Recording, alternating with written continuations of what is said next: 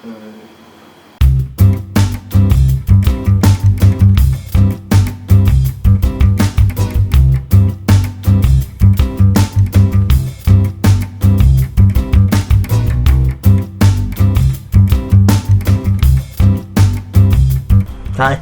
saya temannya Isnaidi. Saya temannya Handoko. Oke. Kemarin ada yang respon stereotip. Jadi pertanyaannya gini, apa stereotip kalian atau stereotipmu tentang orang Dayak atau Dayak gitu?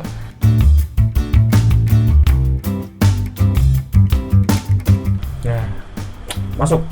Memang orang Dayak yang saya tahu ya, memang ciri khasnya orang Dayak manapun itu, kayak Dayak yang ada di Kalbar, Dayak yang ada di Kaltim dan di Kalteng, itu memang ceweknya, terutama ceweknya memang ciri khasnya itu memang cantik. Tapi kalau cowoknya nggak tahu ya. Cowoknya seadanya ya. Tapi ini makasih loh bilang cowok ceweknya ganteng, berarti kita ganteng kan? Oh, thank you ya.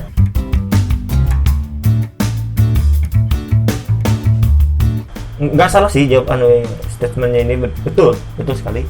Cuman itu bukan ibaratnya ritual, bukan ritual pemenggalan kepala. Kalau kita bicara ritual pemenggalan kepala, berarti kita harus nggak harus berperang kan ibaratnya. Nah, kalau ini sebenarnya lebih kepada memang karena suku Dayak zaman dulu kan saling bermusuhan antara satu sama lain. Jadi ada acara yang memang memerlukan kepala, yang sekarang itu sudah diganti karena memang ada perdamaian, sudah ada di Tumbangannya dulu, sudah diganti ke kepala kerbau, sudah sekarang nggak pakai kepala. Kalau zaman dulu memang kayak gitu, memang kita harus, misalnya kita dari suku ini menyerang ke suku lain, mencari kepala yang buat kita menjadikan ritual itu tadi, kita menyembahkan kepala orang yang kita dapat itu untuk menjadikan sebuah ritual. Sekarang sudah diganti dengan kepala kerbau. Itu yang saya tahu ya, sedikit yang saya tahu tentang itu. Betul sih sebenarnya jawabannya tentang ritual pemenggalan kepala, cuman gimana ya, dibilang ritual bukan juga, karena itu memang dulu kehidupan orang Dayak dulu tuh belum mengenal yang namanya kebersamaan antar suku Dayak itu. Maksudnya itu saling bermusuhan terus. Jadi kebiasaan perang kayak gitu. Ya, kayak kebiasaan perang, betul. Jadi mungkin setiap suku Dayak tadi punya ini ya, aku nggak tahu juga sih, aku baru tahu kayak ada punya ritual yang perlu kepala dulu. Dan kebetulan musuh-musuhan, ya udah kita ambil aja kepala musuhnya kan. Iya betul. Kalau ibarat gitu ya. Betul. Kalau dia ibaratnya ritual yang memang harus diharuskan dulu tuh. Kenapa nggak ngambil kepala yang ada di kampung sendiri kan? Ibaratnya kan bisa sebenarnya. Tapi kan ini memang harus ibaratnya hasil perang itu yang harus kita cari ke suku lain, ke suku Dayak lain misalnya. Itu yang kita bawa dan itu yang kita jadikan ritual. Ya, ibarat gitu. Nah, terus kita punya jenis piagam perjanjian dulu ya. Piagam perjanjian di Tumbang Anoy itu di mana? Tumbang Anoy itu di mana? Tumbang Anoy itu Kabupaten Gunung Mas.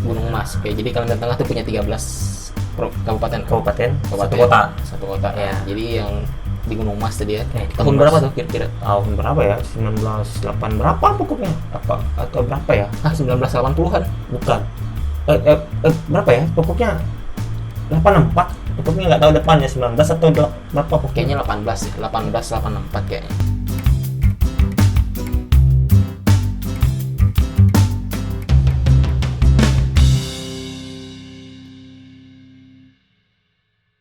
Ya, orang Dayak dibilang begitu, bukan kejar hutan kayak gini ya.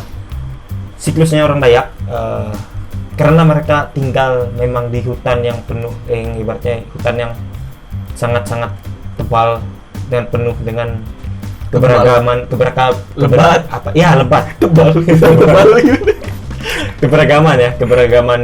hayati dan juga tumbuh-tumbuhan dan hewannya. Nah, jadi orang Dayak ini makan, membuat rumah, tempat tinggal, berpakaian, semua tergantung dari alam, dari hutan yang mereka tinggali. Nah, kalau mereka tidak bisa menjaga hutan, otomatis mereka kemana sekarang? Ibaratnya menghilang. Ibaratnya kayak kita ngerusak rumah sendiri. Ya, betul. Ibaratnya orang Dayak itu dulu rumahnya itu memang hutan antara, karena memang tinggalnya memang hutan. Makanya perasaannya sangat-sangat menjaga. Jadi karena hutan tuh termasuk rumah ibaratnya. Ini statement kok ya sebenarnya kayak gitu. Cuman sekarang kayak sudah kita tahu lah kayak hutan udah mulai bergerus ya. Bergerus. Kita punya hutan adat tapi udah bergerus. Benar-benar. Dan beberapa kasus tuh kayaknya itu dibodohin. Nah, benar. Karena orang Dayak ini masih jadi menurutku naif nih orang-orang yang bilang selamatkan hutan hutan. Itu nggak bakal bisa kalau pemerintah itu nggak memajukan sumber dayanya dulu. Benar. Nih diedukasi orang-orangnya. Jadi ya jangan cuma teriak gitu lah. Jadi nggak salah juga kan orang yang ibaratnya kita ditipu, orang yang ditipu perusahaan gede kan nggak salah mereka kan.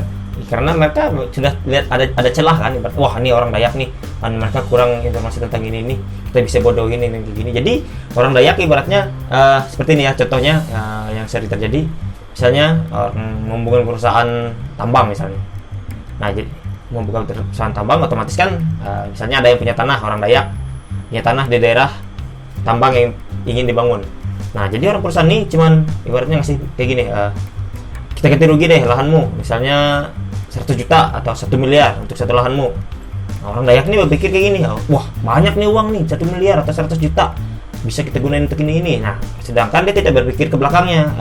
Ibaratnya 100 juta ini, ibaratnya kalau kita belanjakan habis.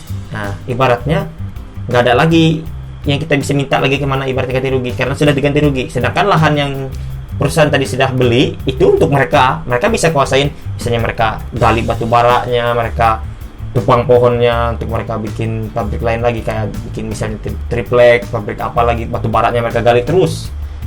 Sedangkan orang Dayak yang sudah ganti rugi ini, sekali ibaratnya dia beli mobil satu sudah berapa, sisanya cepat habis, uang itu cepat habis.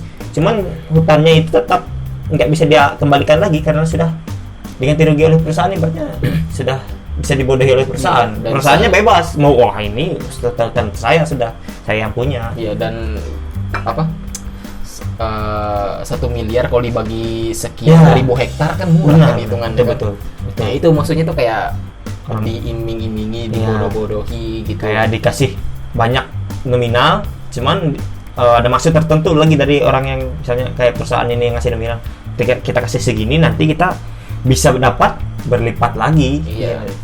Jadi menurutku salah satu cara paling efektif buat menjaga hutan itu mengedukasi orang-orang penjaga pemilik. Iya. Maksudnya orang yang dititipi oleh yang maha kuasa atas hutan itu kan hutan adat kan udah turun-temurun kan, dan terbukti gitu loh dengan pengetahuan lokal mereka, orang-orang Dayak itu menjaga hutan dengan baik gitu. Betul. Hutan adat itu sangat-sangat harus dijaga sampai sekarang. Karena sekarang sudah banyak kasus kayak orang gali hutan adat menjadi lahan perusahaan sekarang yang sedang gencarnya kan di Kalimantan. Ya, tapi selepas dari yang ditipu tuh kayaknya ada juga yang dipaksa ya. Iya, betul. Ada juga yang dipaksa. Yang dipaksa mungkin. Jadi tolong yang berkewajiban perhatikan lebih di pendidikan di daerah-daerah. Jangan melihat nominal yang diberikan, tapi kita harus cari cara bagaimana hutan itu tetap lestari. Kita tetap bisa menggunakan apa yang diberikan oleh hutan ke kita, dan kita bisa timbal balik ke hutan itu kembali.